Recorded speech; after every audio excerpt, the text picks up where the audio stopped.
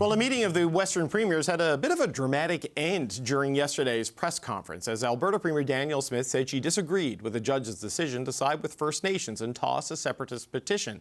And Manitoba Premier Wab Kinew called her out on it.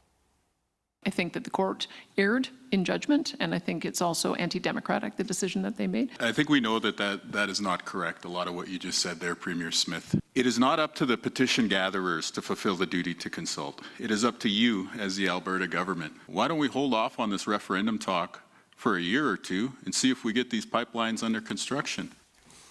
Well, the Premier of Manitoba, Wab Kinew, joins me now. Premier, it is good to see you. Thank you so much for being here today.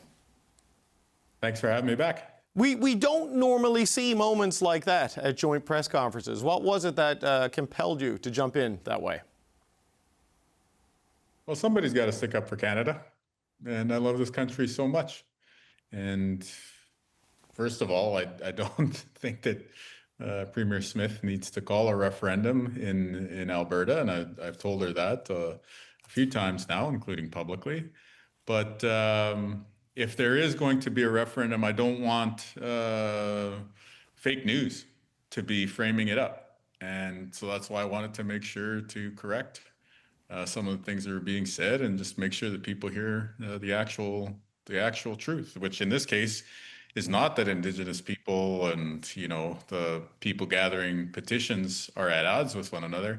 It's actually that the Alberta government had a responsibility to conduct themselves differently, and they failed the petition gatherers. So instead of trying to blame First Nations people who are defending their rights in court, perhaps just accepting responsibility and saying that the petition was let down by the actions of the Alberta government would have been the more accurate thing to say. Yeah, if you read the decision, it's on page 35, paragraphs 239 to 241, where the CEO of Elections Alberta issued the petition with the delegated authority of the Crown and triggered the Haida test, and the judge ruled that meant there was a duty to consult, but she writes, it is the government as the party that would implement succession that must engage in consultation. So the burden is with the Crown, as the judge says, or the point you were making. But how do you think that affects the dynamic now, Premier Kinew, with doing that with Premier Smith, who is a tough political actor in her own right, but having that happen and just the whole idea of the question of the unity of the country is being put on the ballot in Alberta on October 19th? Well, yeah, Premier Smith is very, very sharp, very smart. I just love Canada, and I don't want to see talk about breaking this country up. And just the nature of how I want to practice politics is to speak up about what I think is the right thing to do. And so in this case, I wanted to, yes, address questions around the duty to consult, which, by the way, David, you explained way better than I probably could have, the decision there just a second ago. But also, more importantly, I want people to take a clear look at what is happening right now and who is going to speak up for Canada. I'm not going to be the only one, but at the same time, I'm not going to be silent either. I love this country. I love this country because it took a little boy from the reserve and gave me the life that I have today. So I'm extremely loyal and proud. But at the same time, I just love what this place represents to so many people and the bright future we have ahead. So yeah, if I can play a part in making sure that Albertans know that they're valued in other parts of the countries, that your prairie neighbors value you, then I'm going to do that. And of course, anytime questions like this come up, I hope to be able to play a positive role in speaking about the good things here in our country. Well, but Premier, you raise a larger question, right? Who is going to speak up for Canada, and how are they going to speak up for Canada in this particular moment, right? Because you did what you did in Kananaskis. The Prime Minister obviously can't outsource national unity, but has to be careful as the frustration with this federal government is such a core part of this. Danielle Smith says she's a federalist, but then the president of her party says they're going to stay neutral because many of the members are separatists. So how does the rest of the country approach things with Alberta between now and the 19th of October, or do you leave it to Albertans to have this argument? Well, I think we just give Albertans a big old hug and let them know that we love Canadian oil and gas. We're going to work on building more pipelines and energy projects. We love the cultural pieces that Alberta brings to this country by music, Stampede, everything, the Indigenous cultures that we see in Alberta as well too. Like there's just so much positivity to focus on. I wonder why we have to engage in division, particularly when we got Trump next door. I think it makes sense for us to stick together and focus on positivity and unity and what we love about all the regions of our country, including Alberta. For what it's worth, you heard Scott Moe and Danielle Smith singing a lot of praises for the Prime Minister, and he's got a tough position that he's in. And of course, we always think about Quebec, but no matter when we talk about separation, but no matter whether we're talking Quebec, Alberta, Manitoba, like I just love Canada. I want us to focus on the positive things. I think Canadians, no matter where you are sick of the division. You're sick of the negativity. So let's just focus on the positive and let's just try and make sure that we bring everybody along. But Premier, October could be a really difficult month, right? You have this referendum vote in Alberta, and that is also when the Quebec election is set to be held. And the Parti Québécois right now, there's a lot of movement in the polls in Quebec, but they've been pretty consistently in first place, and they've been promising a referendum on separatism should they win. So as all of these threats to our economic and geographic sovereignty have been emanating from the South, we now have two provinces internally that are also raising disruptive efforts inside the country. And you got me who's trying to hold everyone's hand, hug every other jurisdiction, build a pipeline to Churchill, and make sure that we don't let Trump use us as a doormat. So I think there's room for everybody around the table. And let's just focus on what makes Canada great, which is we have this tremendous diversity from, the East Coast through Quebec, Ontario, Manitoba, Saskatchewan, Alberta, the Prairies, BC, territories. Like, there's so much to love about this country. There's so many unique cultural aspects of this place. And we're the First Nation of hockey. So let's just focus on these things. We've seen a sea change in terms of the economic issues that I think have driven a lot of Western alienation, not only oil and gas, but specifically LNG and pipelines are back on. But we've also seen things like the canola issue get leaned into by the federal government. Yes, we want more action on pork here in Manitoba, absolutely. But I think there is a sign of a sea change. And I just want to make sure that we're focusing on that positive story of where we are here today, that we focus on a message of unity. And, none of us get our way all of the time. But I also think that there's a very Canadian aspect of being neighborly, thinking about your neighbors, putting their best interests top of mind. And hopefully we can just bring more of that out of our politics as opposed to focusing on division. So Premier, just as a final point, you met with the Western and premiers and the territorial premiers when you were in Alberta, but you also met with First Nations leaders. What message did they deliver to you about their views of what's happening in that province?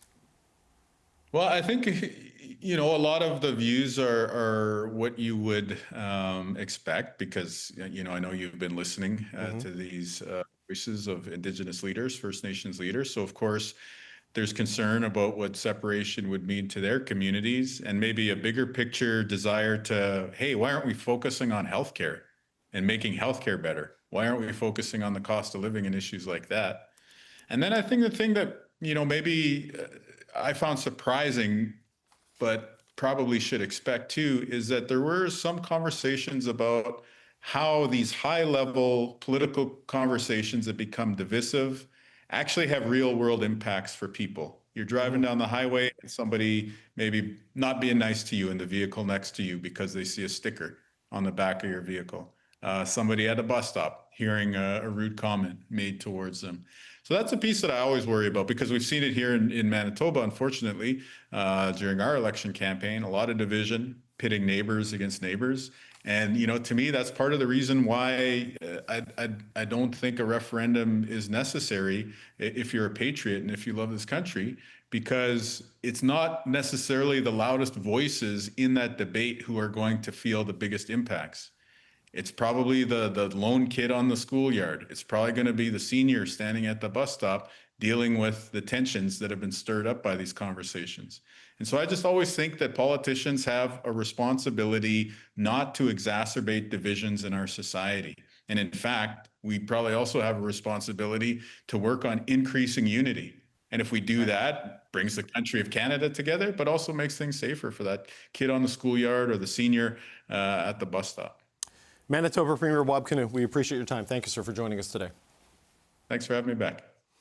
Okay, Premier Canoe mentioned some of that diversity from the East Coast. We want to get some of that on the show. Now, more reaction to what's happening in Alberta. We're joined by the Premier of New Brunswick. Susan Holt is here in the studio, and she said earlier this year she believes the majority of Albertans want a united Canada. Premier Holt, you still hold that opinion? Welcome to Ottawa, by the way. It's good to have you in the studio. Thank you very much. You still share that opinion that the majority of Albertans want a united Canada, given where things are going right now? Oh, well, I certainly think a majority of Canadians want a united Canada, and I share Wob's sentiments. We love this country. He and I and the other premiers have been working together for the last 18 months in the face of the threats that we saw from the U.S. to build a strong Team Canada and ensure that the U.S. does not divide and conquer our country, and we are out creating new opportunities in the world. The world's looking at Canada in new ways, and so I think that we are much stronger together, and I want to see us stay together. What does all of this do, though, to that Team Canada dynamic that has existed? Certainly at the First Minister's table, it's been a stronger group in terms of its cohesion than we've seen in recent years, and here now we have a federalist premier, as Danielle Smith describes herself, putting a separatism question to the people of Alberta. It's challenging, we, at least for me, who joined this team, 18 months ago, I think it was December of 2024, we had our first in-person meeting that I was able to be a part of, and formed very strong relationships with this team of First Ministers. It's tough to watch press conferences like yesterday's and to see the challenges that people are experiencing. But again, like Premier Canoe said, I think some of our responsibility as politicians is to look out for the well-being of the population, the mental health of the population, at a time when people have a lot of anxieties about their access to healthcare, their cost of living. Are we adding to that burden with this? New Brunswick has long, since 1867, fought for the creation of this country, and I'm going to fight for the future of this country, because I think Canada is the most incredible nation, and New Brunswick wants to see it succeed. You say it was tough to watch. Was it because of the interpersonal dynamic, or is it because of the stakes of the issues at play, a combination? Why was it? I was shocked by some of what I saw. I've never seen that at a Premier's News conference. Well, before. It's part of what we've been through together. Just a little over a year ago, we were all in Washington together as a unified team to work with our colleagues in the U.S. to say these tariffs are going to damage our country. Our relationship with the U.S.